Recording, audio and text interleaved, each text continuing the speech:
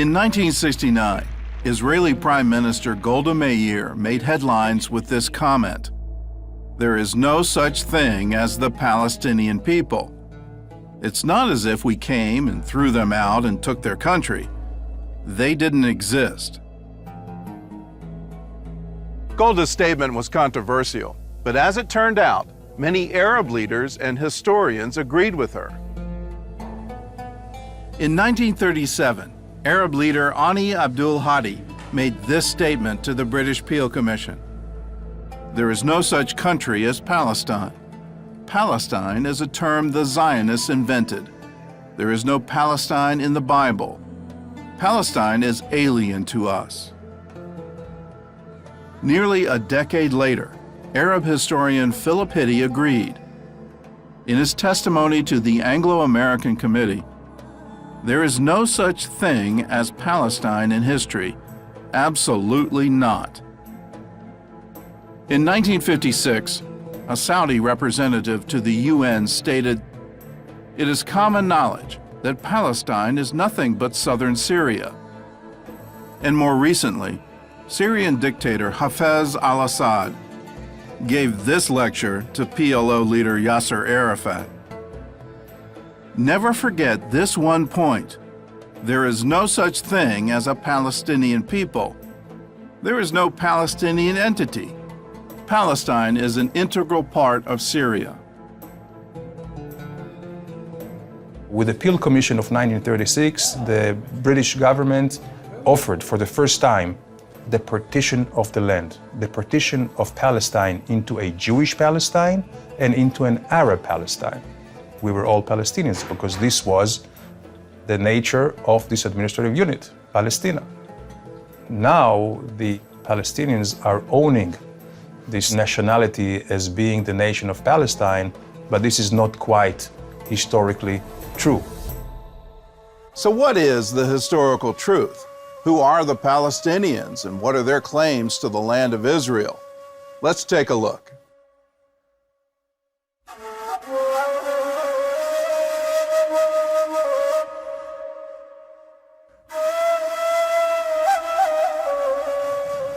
Many Palestinian Arabs, including Arafat, have claimed to be descendants of the ancient Canaanites.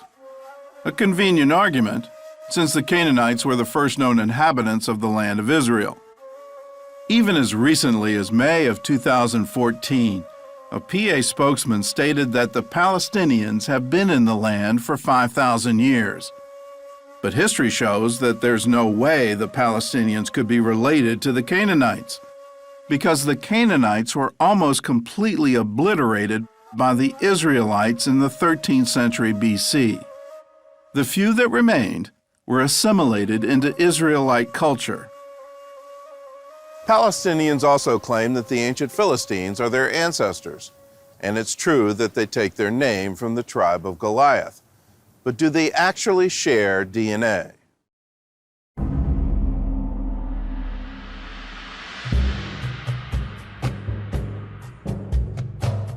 The Philistines were a seafaring people who came from Crete, the largest of the Greek islands.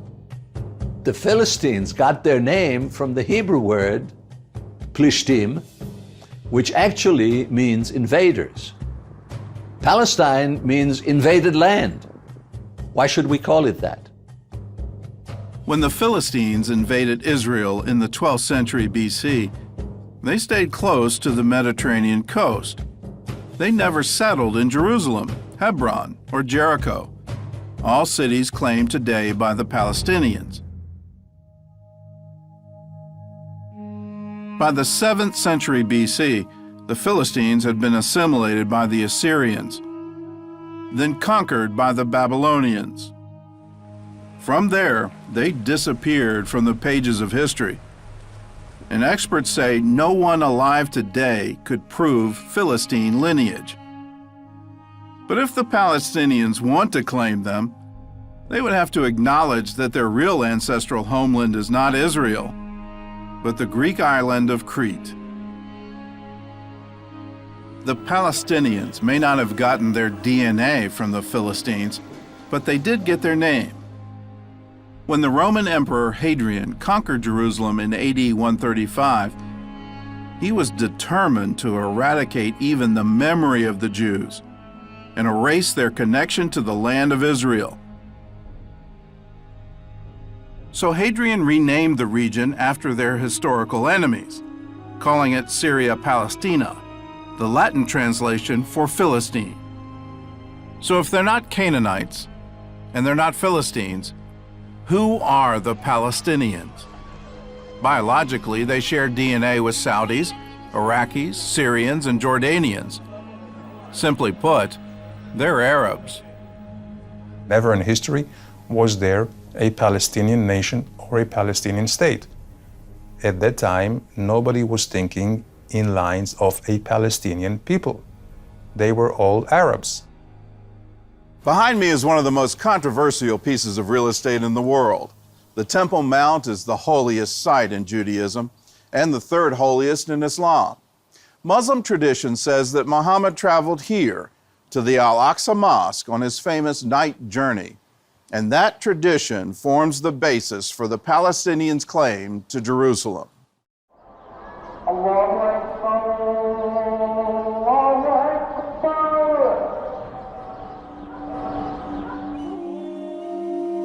Arabs claim Jerusalem as the Islamic city of Al-Quds. But there's no record that the Prophet Muhammad had ever been there, and even his armies didn't arrive there until 5 years after his death. The city of Jerusalem isn't mentioned even once in the Quran, while the Hebrew Bible mentions it more than 600 times. In Muhammad's lifetime, it was a fairly unimportant city in the Byzantine Empire.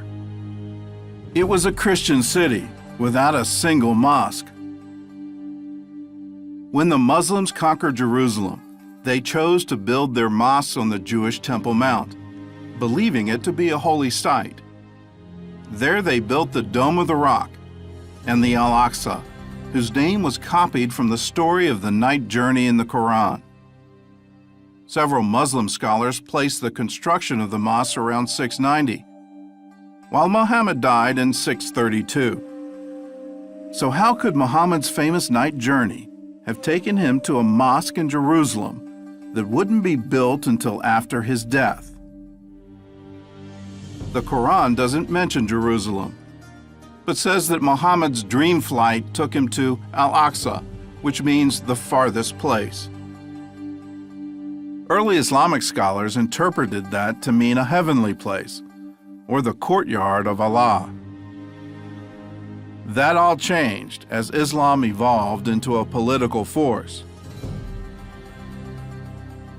During the Crusades, the Muslim general Saladin changed Islamic tradition to strengthen the Muslim claim to Jerusalem.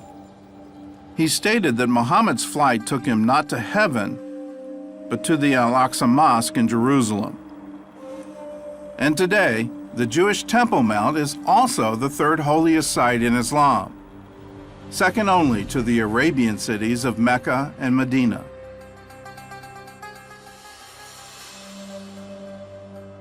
Muslims believe that once they claim a piece of land, it belongs to Islam forever. Still, at the beginning of the 20th century, Islamic leaders acknowledged the Temple Mount's Jewish history. In 1924, Jerusalem's Supreme Islamic Council published this tourist pamphlet on the Temple Mount. It says the site's identity with the site of Solomon's temple is beyond dispute. This, too, is the spot, according to the universal belief, on which David built there an altar unto the Lord. The pamphlet also describes the underground chamber the Crusaders called Solomon's Stables. It dates probably as far back as the construction of Solomon's Temple.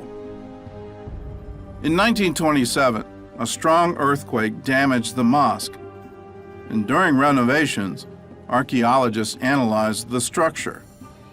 They found beams made from cedar of Lebanon and Cyprus, dating as far back as the 9th century BC, around the time of King Solomon, who had used those very materials to build the first Jewish temple.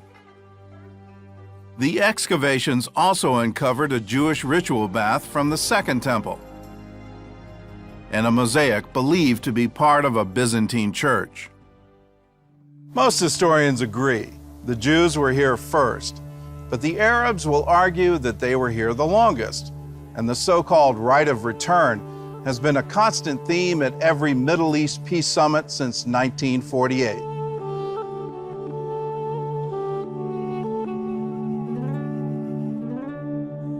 From the Crusades until the 19th century, the Arab population had only grown from around 200,000 to 300,000. Arab growth was stagnant, and population experts say it would have stayed that way, except for one thing: the arrival of the Jews.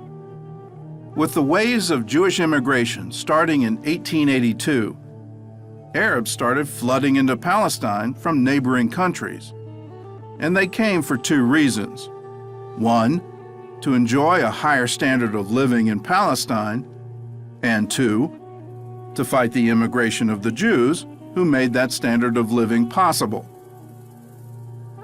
By 1948, the Arab population of Palestine was 1.3 million.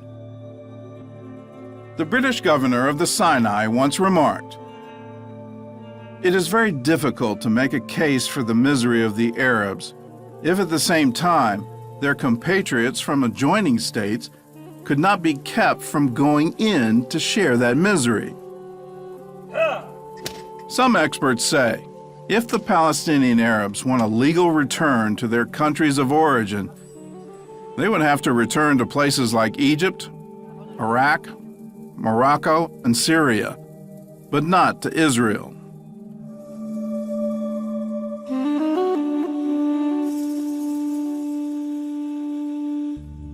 Today, many world leaders call on Israel to return to its 1967 borders.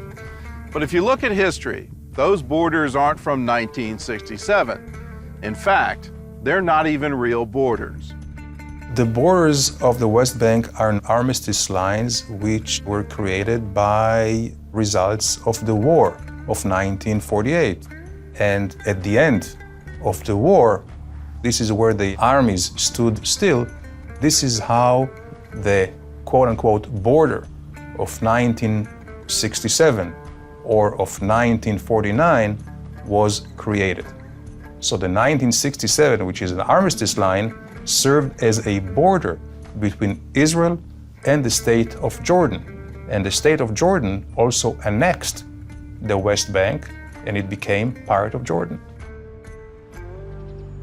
When Jordan occupied the West Bank and East Jerusalem in 1949, the Jews were ethnically cleansed from both places. At least 30 synagogues were destroyed, and Jews were banned from holy sites like the Western Wall, while Palestinian Arabs living there automatically became Jordanian citizens. So Israel can't go back to the so-called 67 borders for three reasons. One, before 1967, the West Bank was controlled by Jordan, not by the Palestinians, and Jordan's annexation of it violated international law. Two, the land was legally promised to the Jews by the British Mandate of 1922. And three, there was no Palestinian state in 1967, or ever. As Golda Meir once said, "How can we return the occupied territories? There is no one to return them to." The term occupation is when you possess something which is not yours or which is someone else's. This is not the case of the West Bank. When you talk about occupation, yes, there were many occupations over the West Bank, starting with the Babylonians and Assyrians and Greeks and Romans, all the way to the Ottomans and to the Brits. To call the Jews occupiers in their own home, this is really a unique travesty of history. The West Bank was never held by the Palestinians. They were never sovereigns. In fact, there was no other sovereign over the West Bank than the Jewish people.